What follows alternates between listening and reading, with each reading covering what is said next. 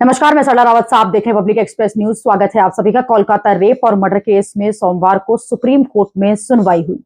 CJI D Y Chandrachud के नेतृत्व में बैठी 3 जजों की बेंच ने कोलकाता सरकार के वकील कपिल सिब्बल से कई सवाल जवाब किए। डेथ की टाइमिंग से लेकर एफआईआर रिकॉर्ड करे जाने तक लेकर सवाल जवाब किए गए। सुप्रीम कोर्ट एक बार फिर लगातार सवालों के जवाब में ये पूछता रहा कि आखिरकार देरी के कारण क्या थे। सीजीआई ने सीबीआई के अगले हफ्ते 17 सितंबर को नई स्टेटस रिपोर्ट सौंपने के लिए भी कहा है। इसी के साथ कोलकाता में हड़ताल पर बैठे हुए डॉक्टर्स को लेकर भी कई बातें की गई हैं और डॉक्टर्स पे आरोप भी लगाए गए हैं।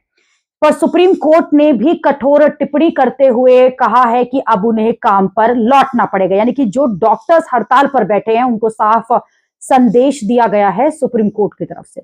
सोमवार को आरजी कर मामले की सुनवाई के दौरान सुप्रीम कोर्ट ने साफ कर दिया कि अब जो डॉक्टर हैं उन्हें मंगलवार शाम 5 बजे तक अपनी जो हड़ताल है वो खत्म करनी होगी और उन्हें अपने अपने अस्पताल अपने अपने काम पर लौटना पड़ेगा। और अगर ये तय समय में काम पर नहीं लौटते तो राज्य जो है वो डॉक्टरों के खिलाफ अनुशासनात्मक कार्यवाही कर सकता है। हालांकि कोर्ट ने यह भी कहा है कि डॉक्टर्स की जो सुरक्षा है वो राज्यों को सुनिश्चित करनी होगी।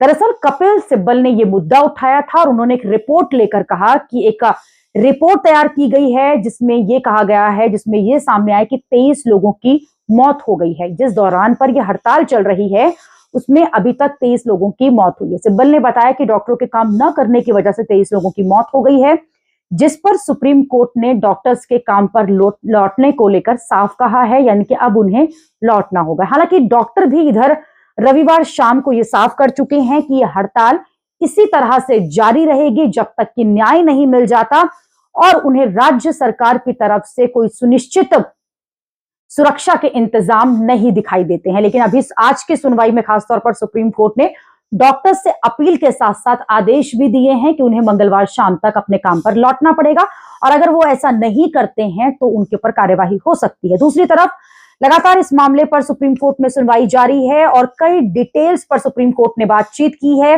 सवाल जवाब किए हैं और अब सीबीआई को एक बार फिर 1 हफ्ते का समय दिया गया है और अगली सुनवाई तक उन्हें नई स्टेटस रिपोर्ट सौंपनी होगी।